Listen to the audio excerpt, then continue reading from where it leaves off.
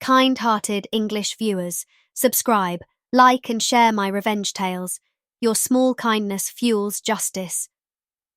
Join me now as we craft a gripping, unforgettable reckoning together. Imagine being 19, nervous but excited, finally going on a first date with someone you thought had potential. The conversation flows, the walk is beautiful, and everything feels like it might turn into something real. And then, out of nowhere, he ditches you at a random store, 20 minutes from home. No explanation, no apology. Just gone. If you've ever been ghosted, disrespected, or treated like you didn't matter, you'll feel this one in your soul. Stick with me, because this story isn't just about being left behind. It's about reclaiming dignity and making sure someone like him never forgets what he did. I was 19, fresh out of high school, and like many people my age, testing the waters of dating. I wasn't expecting a fairy tale, but I was hoping to meet someone who respected me. When I matched with this guy, let's call him Jake, he seemed normal. Nice, even. We messaged for weeks, shared little jokes, swapped playlists, and when he finally asked me out, I thought, why not? It was spring, the weather was warm without being too hot, and he suggested going to a nature park. Honestly, it sounded perfect. Something casual, low pressure, and outdoors. He picked me up, and I remember sitting in his car, nervous but excited. He smiled, cracked a joke about my seatbelt being my first date armor, and I laughed. It felt easy. We walked the trail together. Birds chirped, sunlight spilled through the leaves, and for once I wasn't overthinking everything. He asked about my family, my dreams for college, even about silly things like my favourite snacks. I thought, wow, maybe this guy is different. But, oh, how wrong I was. After about an hour of walking, we both needed a bathroom break. The closest place was a Best Buy, of all things. We pulled into the lot, laughed about how romantic our first date was turning out, and went inside. I remember the fluorescent lights, the faint smell of new electronics, and the echo of our shoes on the linoleum. He said, "I'll meet you out here in a minute," and we went our separate ways. I came out first, washed hands, feeling good. I stood in the hallway, checking my phone, waiting. 1 minute, 2 minutes, 5. At first I thought, okay, maybe he's just taking longer.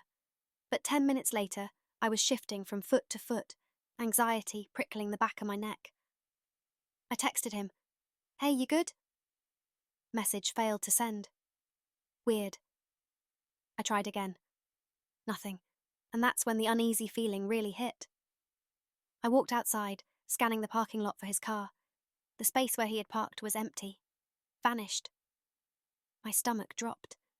That kind of dizzy, hot flush of, "Are you kidding me?" pulsed through me.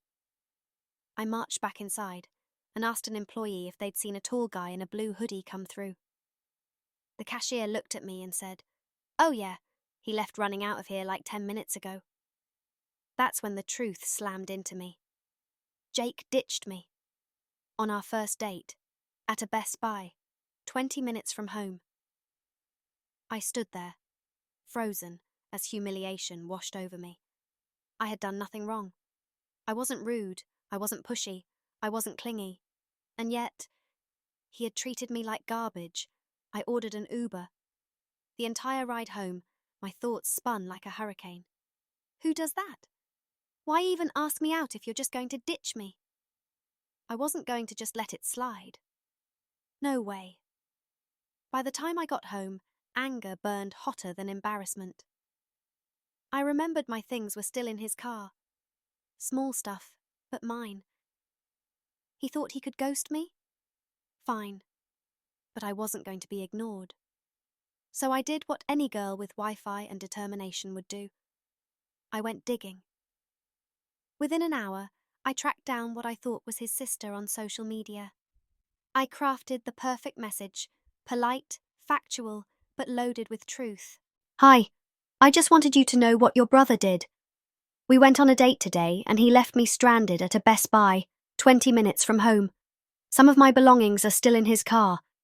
I just thought you should be aware of how he treats people. I hit send. Now the ball was in their court. To my surprise, his sister replied almost immediately. She was horrified. She apologized on his behalf, said she couldn't believe he would do something so cruel. Not only did she promise I'd get my things back, she even offered to pay for the Uber. I felt validated, seen, respected, not by him, but by someone in his own family. That was revenge in itself. But then came the cherry on top.